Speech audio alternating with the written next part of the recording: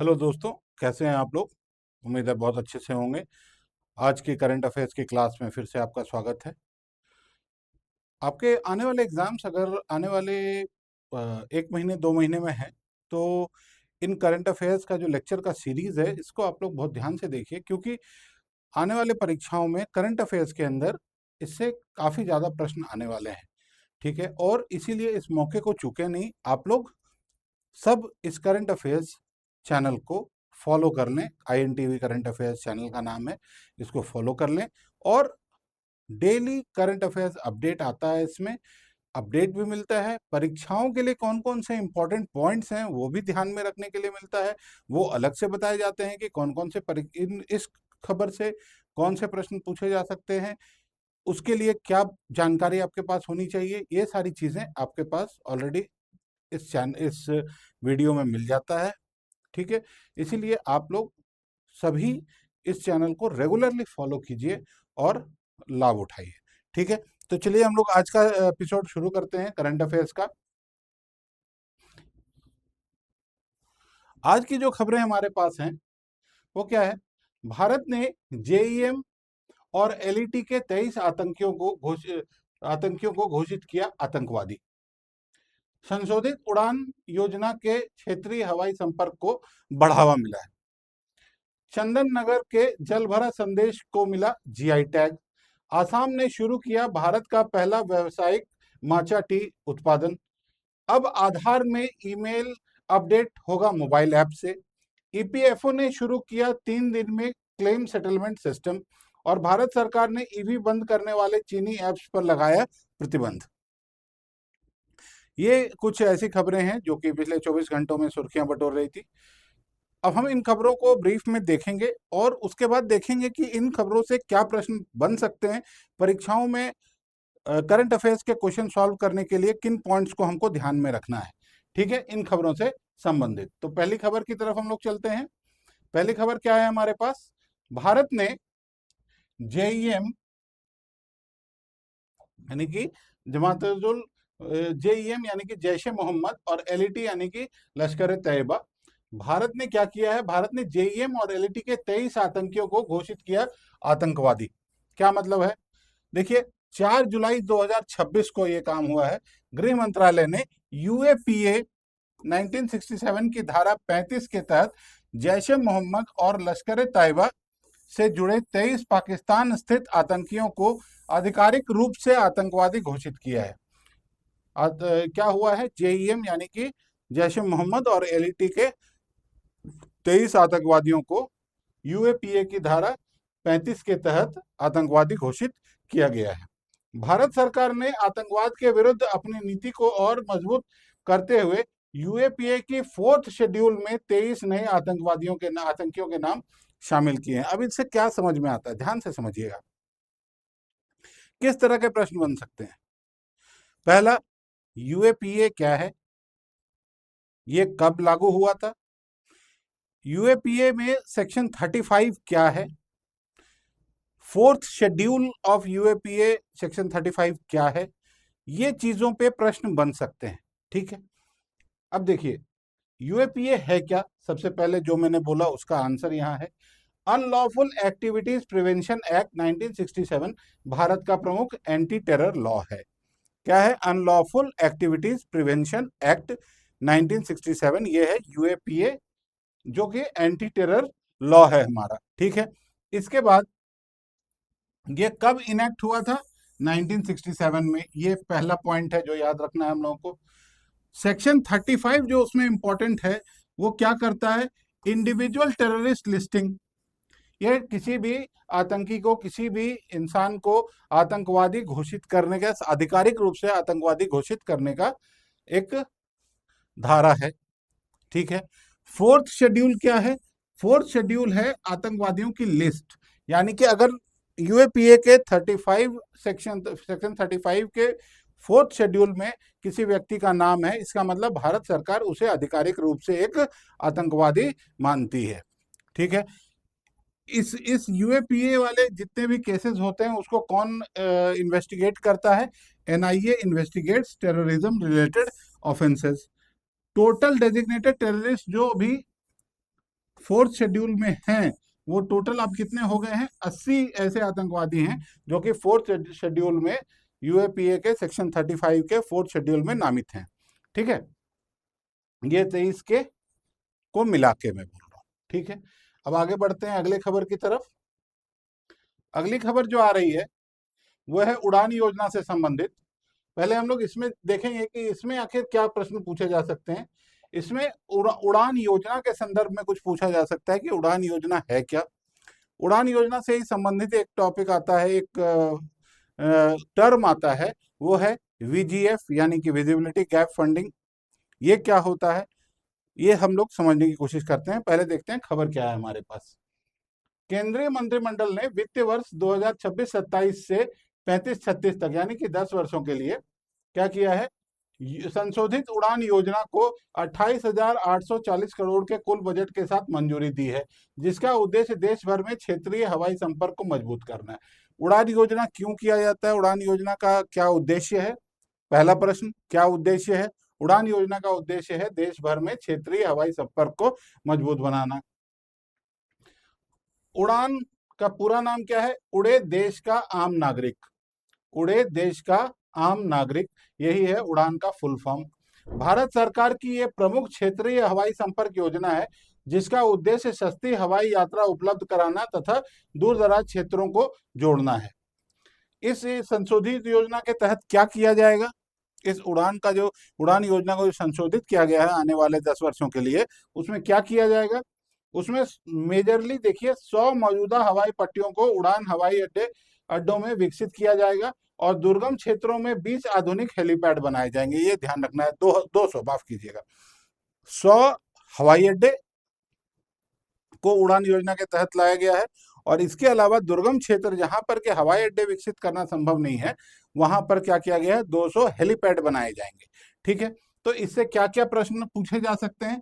सबसे पहले, उड़ान क्या है? उड़े देश का आम नागरिक, ये उड़ान का फुल फॉर्म है, ध्यान रखेंगे। उड़ान क्या है, क्यों हम लोग इसको इस्तेमाल कर रहे हैं? जैसा आपको बताया मैंने कि क्षेत्रीय हवाई संपर्क को मजबूत करना है। Is a flagship regional connectivity scheme, RCS है, रीजनल कनेक्टिविटी स्कीम है। ठीक है, इसी में जैसे मैंने बोला था वायबिलिटी गैप फाइंडिंग, वीजीएफ क्या होता है? देखिए, ये एक फाइनेंशियल सपोर्ट है, support provided for the commercially unviable project, यानी कि कुछ ऐसे प्रोजेक्ट्स जो कि आर्थिक रूप से या वित्तीय रूप से जो प्राइवेट प्लेयर्स हैं, जैसे इंडिगो हो गया, किंगफिशर हो गया, आकाशा एयरलाइंस हो गया, इनके लिए क्या है कि वित्तीय रूप से या आर्थिक रूप से किसी भी क्षेत्र में अगर उड़ान चलाना संभव नहीं है, लेकिन सरकार चाहती है कि उस क्षेत्र की कनेक्टिविटी बनी रहे, तो इस केस में क्या करते हैं वो लोग, सरकार अपनी तरफ से इंसेंटिव देती है, अपनी तरफ से सहायता करती है, वित्तीय सहायता करती है, ताकि जो प्राइवेट प्लेयर्स हैं वो अपने विमानों को उस सुदूर क्षेत्र के लिए भी चलाते रहें। ठीक है, इसी को हम लोग बोलते हैं वायबिलिटी गैप फाइंडिंग फंडिंग यानी कि वीजीएफ।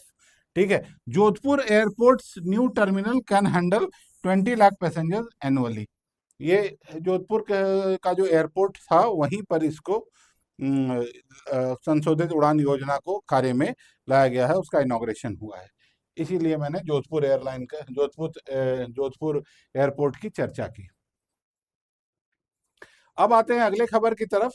अगला खबर क्या है हमारे पास? अगली खबर जो आ रही है हमारे पास वो है, कुछ मीठी खबर है, मिठाइयों से संबंधित। तो इसमें क्या है, चंदन नगर के जलभरा संदेश को मिला जीआई टैग। अब इससे प्रश्न क्या क्या बन सकते हैं? इससे प्रश्न बन सकते हैं कि जीआई टैग क्या होता है। ठीक है, जीआई टैग, ये जो जलभरा संदेश एक नाम की मिठाई है, उसको जीआई टैग कहाँ से मिला है? ठीक है, या फिर ये जीआई टैग कब से लागू होना शुरू हुआ? सबसे पहली बार जीआई टैग किस वस्तु को मिला था? तो ये सारे प्रश्न पूछे जा सकते हैं, संबंधित प्रश्न है। तो पहले हम लोग देखेंगे खबर क्या है और इसके बाद हम लोग जो अभी प्रश्न मैंने आपको बताए उन प्रश्नों के उत्तर क्या होंगे उस पर भी हम लोग चर्चा करेंगे। तो आइए देखते हैं क्या है। पश्चिम बंगाल के हुगली जिले के चंदन नगर के प्रसिद्ध जल भरा संदेश को 26 जून 2026 को भौगोलिक संकेतक यानी कि जीआई टैग प्रदान किया गया। यह सम्मान इसकी पारंपरिक पहचान और विशिष्ट निर्माण विधि को मान्यता देता है। जीआई टैग क्या होता है? जीआई टैग जो है वो एक बौद्धिक संपदा अधिकार यानी कि इंटेलेक्चुअल प्रॉपर्टी राइट आईपीआर है, ठीक है, जो किसी विशेष भौगोलिक क्षेत्र से जुड़े उत्पाद की पहचान और गुणवत्ता की रक्षा करता है। जलभरा संदेश लगभग 220 वर्ष पुरानी बंगाल की पारंपरिक मिठाई है। जीआई टैग मिलने के बाद केवल चंदन नगर में पारंपरिक तरीके से बनी मिठाई ही जलभरा नाम का उपयोग कर पाएगी, यानी कि ये चंदन नगर में जो बनी हुई मिठाई होगी इस प्रकार से, एक पर्टिकुलर प्रकार से, वही अपना नाम एज ए जलभरा रख पाएगी। बाकी जगहों को कुछ और नाम रखना पड़ेगा, क्योंकि चंदन नगर को उसकी परंपरा 220 वर्ष पुरानी मिठाई बनाने की परंपरा की वजह से उसको क्या मिला है? बौद्धिक संपदा अधिकार यानी कि आईपीआर मिल गया है जीआई टैग के फॉर्म में। अब जो प्रश्न मैंने आपको बताए थे ये तो खबर की बात हुई। अब जो प्रश्न मैंने बताए थे जो आगामी परीक्षाओं में पूछे जा सकते हैं, वो प्रश्न कौन कौन से हो सकते हैं भाई? देखिए, सबसे पहले जीआई टैग क्या होता है? कृषि उत्पाद, हस्तशिल्प, खाद्य पदार्थ और निर्मित वस्तुओं को दिया जाता है, ठीक है। इसका पूरा नाम क्या है? Geographical indicators. और ये कौन से एक्ट के तहत हुआ था? Geographical indications of goods act 1999। ये कहाँ से संचालित होता है? जीआई रजिस्ट्री चेन्नई द्वारा किया जाता है इसका संचालन। भारत में जीआई टैग का कानून 1999 में लागू हुआ था। और दार्जिलिंग चाय, ये ध्यान रखेंगे, पहला जीआई टैग जो है वो दार्जिलिंग टी को मिला था। पहला जीआई टैग जो है वो दार्जिलिंग टी को मिला था। तो मतलब क्या क्या इंपॉर्टेंट है? जीआई टैग क्या होता है, पहले प्रश्न। दूसरा प्रश्न क्या है? जीआई टैग की रजिस्ट्री कहाँ होती है? चेन्नई में। ये कब लागू हुआ था जीआई एक्ट? 1999 में। उस एक्ट का नाम क्या है? Geographical indications of goods act 1999। और सबसे पहले किसको मिला था जीआई टैग? दार्जिलिंग चाय को, ठीक है। तो ये कुछ प्रश्न हैं जो ध्यान रखना है। इसके अलावा इस खबर से एक और बात निकल के आती है बाहर कि चंदन नगर का को कौन सी चीज के लिए जीआई टैग मिला है? जलभरा के लिए, जो एक प्रकार की मिठाई है, संदेश मिठाई है, ठीक है। अगली खबर की तरफ चलते हैं हम लोग। अगली खबर असम से आ रही है। वो क्या है? असम ने शुरू किया भारत का पहला व्यावसायिक माचा टी का उत्पादन। अब इससे क्या क्या खबर बन सकती है? खबर पे तो हम लोग जाएंगे, लेकिन इससे क्या क्या खबर बन सकती है?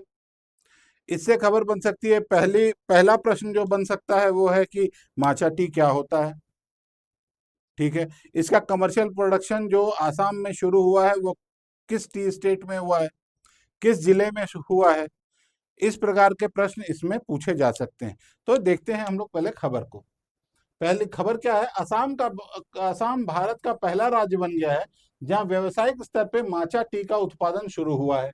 इसका पहला बैच चोटा टिंगरई टी स्टेट तिनसुकिया में तैयार हुआ और गुवाहाटी टी ऑक्शन सेंटर के माध्यम से बेचा गया, ठीक है। इसमें ध्यान रखने वाली बात क्या है? पहला बैच किस टी स्टेट में बना, वो टी स्टेट किस जिले में है, और कहाँ पे उसका ऑक्शन हुआ। माचा टी होता क्या है? माचा जापान की विशेष पाउडर ग्रीन टी है जिसे छाया में उगाई गई चाय की पत्तियों से बनाया जाता है, जिसे छाया में उगाई गई चाय की पत्तियों से बनाया जाता है। तो अब देखिए क्या क्या इंपॉर्टेंट इससे क्वेश्चन बन के आ सकते हैं बाहर। First commercial matcha production in Indian state, कौन से स्टेट में सबसे पहले माचा का प्रोडक्शन उत्पादन हुआ है व्यवसायिक रूप से? वो है आसाम। कौन से टी स्टेट में? तो चोटा टिंगराई। किस डिस्ट्रिक्ट में है? तिनसुकिया। ऑक्शन सेंटर कहाँ हुआ है ये auction? Guwahati T auction centre. और माचा का ओरिजिन कहाँ है? माचा है क्या? एक प्रकार की जापानी चाय है जिसे छाया में उगाई गई चाय की पत्तियों से इसे बनाया जाता है, ठीक है। तो आगे की खबर की तरफ हम लोग चलते हैं। आगे की खबर क्या है हमारे पास? अब आधार में ईमेल अपडेट होगा मोबाइल ऐप से, यानी कि सरकार ने अपनी जानकारी को हम अपनी जानकारी जो आधार में अपडेट करना चाहते हैं उन जानकारियों को अपडेट करने को थोड़ा सा सुगम बनाया है। कैसे बनाया है? UIDAI enabled residents to add or update email in Aadhaar through the Aadhaar mobile app from July 1, 2026। The facility is free till 31 दिसंबर 2026, यानी कि ये सुविधा जो है ये इस साल के अंत तक यानी कि 31 दिसंबर 2026 तक ये फ्री होगी। इसका कोई भी चार्ज हम लोगों को नहीं लगेगा। The new digital service removes the requirement to visit the Aadhaar Seva Kendra for email updates, यानी कि हमें अपने ईमेल वगैरह के अपडेट के लिए आधार केंद्र जाना जरूरी नहीं होगा। वो हम लोग एक ऐप के माध्यम से ही कर सकते हैं। और दूसरी बात कि इस ऐप के माध्यम से जो हम लोग करेंगे उसके लिए हमें कोई शुल्क भी नहीं देना होगा। ठीक है, तो इससे क्या क्या प्रश्न बन सकते हैं, देखिए सबसे पहले किस ऑर्गेनाइजेशन से है, ये UIDAI है। सर्विस कब से शुरू हुआ है, ये वाला जो अभी फ्री अभी जो मोबाइल ऐप से हम लोग अपडेट कर सकते हैं ईमेल को, तो वो है 1 जुलाई से। ये कब तक, फ्री टिल 31 दिसंबर। प्लेटफॉर्म कौन सा होगा, आधार मोबाइल ऐप। आधार क्या है, Aadhaar is a 12 digit unique identity number. UIDAI किस मंत्रालय के तहत काम करता है, यह है ministry of electronics and IT, यानी कि MEITY, मेटी। ठीक है, आधार एक्ट कब लागू हुआ था, 2016 में। और email is the one of the Aadhaar demographic details, जो भी डेमोग्राफिक डिटेल्स हम लोगों को फिल करना पड़ता है उसमें ईमेल एक महत्वपूर्ण रोल प्ले करता है। अगली खबर की तरफ चले हम लोग एक बार। अगली खबर प्रोविडेंट फंड ऑफिस से रिलेटेड है। ये क्या खबर है, हम लोग एक बार खबर को देखते हैं और इससे प्रश्न क्या क्या पूछे जा सकते हैं उसको उसकी तरफ एक बार गौर करेंगे हम लोग, है ना। देखिए ये खबर जो है, EPFO ने क्या किया है, EPFO ने शुरू किया 3 दिन में क्लेम सेटलमेंट सिस्टम। ठीक है, अब इसमें सवाल क्या क्या उठेगा, EPFO क्या है, EPFO एक्ट कब लागू हुआ था। ठीक है, नया जो ऐप आया है UAN करके एक इससे रिलेटेड इंफॉर्मेशन है, वो क्या होता है। ठीक है, तो ये सब चीजों को हम लोग एक बार देखते हैं, पहले समझते हैं खबर क्या है हमारे पास। EPFO ने नया ऑटोमेटेड क्लेम सेटलमेंट सिस्टम शुरू किया है, जिसके तहत 5 लाख तक के पात्र ऑनलाइन क्लेम अब केवल 3 कार्य दिवसों में निपटाए जाएंगे। कितने तक का क्लेम, 5 लाख तक का क्लेम। इस नई व्यवस्था का उद्देश्य EPFO सेवाओं को अधिक तेज, पारदर्शी और डिजिटल बनाना है। नई व्यवस्था के तहत क्या किया जाएगा, 5 लाख तक के ऑनलाइन क्लेम स्वतः प्रोसेस होंगे, मैनुअल हस्तक्षेप कम होगा, क्लेम जल्दी स्वीकृत होंगे और केवल पूर्ण KYC वाले सदस्य इसका लाभ उठा पाएंगे। ये बहुत इंपॉर्टेंट है कि आपकी KYC कंप्लीट होनी चाहिए, तभी इस एक्ट के तहत आपका 3 दिन के अंदर सेटलमेंट हो जाएगा। 2 कंडीशंस हैं, पहला है क्लेम 5 लाख से कम का होना चाहिए, दूसरा आपका KYC कंप्लीट होना चाहिए। ये 2 चीज अगर कंप्लीट है तो आपके क्लेम को 3 दिन में सेटल करने की जिम्मेदारी सिस्टम की होगी। ठीक है, अब प्रश्न क्या क्या बन सकते हैं, EPFO क्या है। EPFO श्रम एवं रोजगार मंत्रालय के अंतर्गत काम करता है, ये ध्यान रखेंगे, श्रम एवं रोजगार मंत्रालय के तहत काम करता है। दूसरा, EPFO was established under the Employees Provident Fund and Miscellaneous Provision Act 1952। EPFO जो EPF है वो कब किस एक्ट के तहत है, Employees Provident Fund and miscellaneous provisions act 1952। ये इंपॉर्टेंट चीज है। UAN क्या होता है, यूनिवर्सल अकाउंट नंबर है, जिससे क्या होता है, कर्मचारी का PF अकाउंट पोर्टेबल बनता है, यानी कि एक नियोक्ता से आप दूसरे नियोक्ता तक अगर के पास जाते हैं तो आपका PF account number, EPF account number change नहीं होता है। वो इसलिए होता है क्योंकि आपको UAN दिया जाता है, यानी कि यूनिवर्सल अकाउंट नंबर दिया जाता है। और ये है क्या, EPFO है क्या, विश्व के सबसे बड़े सामाजिक सुरक्षा यानी कि सोशल सिक्योरिटी सिस्टम्स में से एक है। ये EPF जो है वो सोशल सिक्योरिटी प्रोवाइड करने के लिए सरकार द्वारा दी गई एक सेवा है। अगले खबर की तरफ चलें हम लोग। अगली खबर जो आ रही है वो चाइनीज ऐप के बैन से खबर है। ये खबर क्या है हम लोग देखते हैं। भारत सरकार ने EV बंद करने वाले चीनी ऐप्स पे लगाया प्रतिबंध।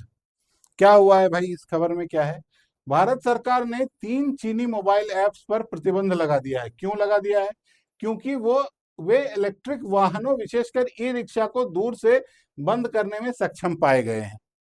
कौन कौन से ऐप को बंद किया गया है, BA8 BMS को, लॉसीजी को और इपोक आईऑन को।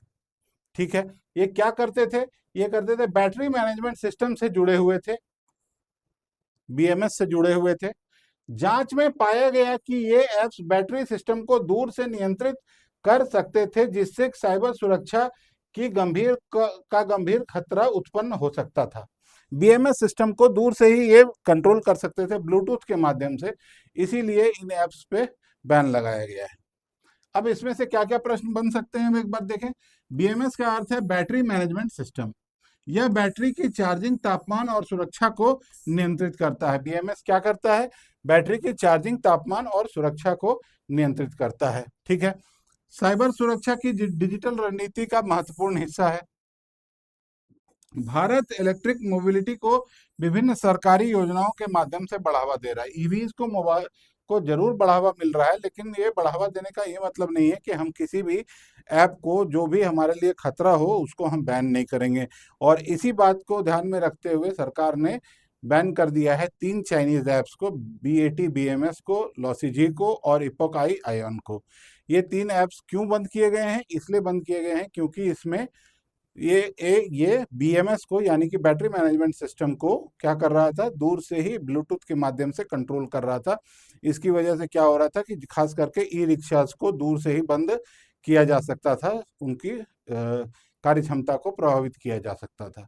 ठीक है, तो इसीलिए इसको बैन किया गया है।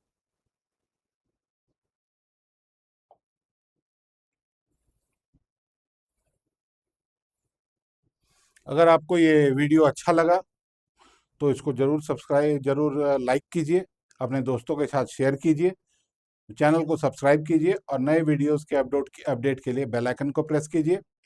तो आईएन टीवी के साथ आइए। आपका समय बहुत कीमती है और आईएन टीवी में हम ये विशेष ध्यान रखते हैं कि आईएन टीवी करंट अफेयर्स के साथ आपके समय का सदुपयोग हो और आपके समय के आपके आपका ज्ञानवर्धन हो आपके समय के बदले। ठीक है, धन्यवाद। फिर मिलेंगे हम लोग अगले दिन अगले एपिसोड के साथ करंट अफेयर्स के। धन्यवाद। Thank you very much. Have a good day.